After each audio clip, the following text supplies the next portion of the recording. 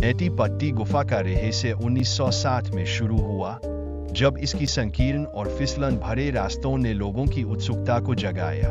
यहाँ केवल युवा लोग ही प्रवेश कर सकते हैं, लेकिन शर्त है कि उनका आकार 30 इंच से कम होना चाहिए। क्या आप सोच सकते हैं कि इतनी संकीर्ण जगह में क्या छिपा हो सकता है? लेकिन फिर गुफा में हुई कई दुर्घटनाओं ने सुरक्षा को लेकर चिंताएं पैदा की। 2006 में अधिकारियों ने नेटिपट्टी गुफा को पूरी तरह से बंद करने का निर्णय लिया। क्या यह एक संकेत था कि यहाँ रहस्य के पीछे छिपी खतरनाक सच्चाइयाँ थीं? पेशेवर गुफा खोजकर्ताओं ने चेतावनी दी है कि केवल अनुभवहीन व्यक्तियों को यहाँ आने से दूर रहना चाहिए। यह गुफा किसी समय बम की तरह है। क्या आप इस खतरे के बारे में सोच सकते हैं? गुफा में प्रवेश के लिए 21 दिन पहले अनुमति के लिए आवेदन करना आवश्यक था। जॉन और जोश जोनस ने भी इस प्रक्रिया का पालन किया। क्या वो जानते थे कि उनकी खोज उनके जीवन को कैसे बदलने जा रही है? जब जॉन और जोश ने पहली बार नेटिपट्टी गुफा में प्रवेश किया, तो उन्हें बिग स्लाइड नामक स्थान का अन्वेषण करने का मौका मिला।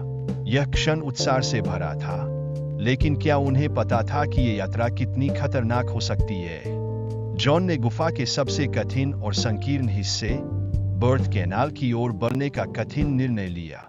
जोश, जो जॉन के साहस को देखकर पहले तो हंसा, फिर उसे गंभीरता का एहसास हुआ। क्या भाई की मदद के प्रयास में जोश ने भी जोखिम लिया? जॉन को बचाने के लिए पेशेवर मदद की आवश्यकता थी, लेकिन मोबाइल सिग्नल न होने के कारण जोश को बाहर जाकर कॉल करना पड़ा। क्या आप समझ सकते हैं उस पल की घबराहट जब समय सबसे बड़ा दुश्मन बन जाता है? जब बचाव दल पहुंचे, तो उन्हें जॉन को बाहर निकालने में कई कठिनाइयों का सामना करना पड़ा। अंततः रस्सियों और पुली प्रणाली का सहारा लिया गया। क्या यह उपाय जॉन की जान बचाने में सक्षम होगा? खुदाई के दौरान पत्थरों के टूटने से जॉन पर गिरने का खतरा मंडराने लगा। यह स्थिति उसे गंभीर संकट में डाल रही थी। क्या आपके मन में यह सवाल उठता है कि एक व्यक्ति कितनी मुश्किलों का सामना कर सकता है? डॉक्टर ने बताया कि जॉन के उल्टे होने के कारण उसके अंगों का काम करना मुश्किल हो गया है।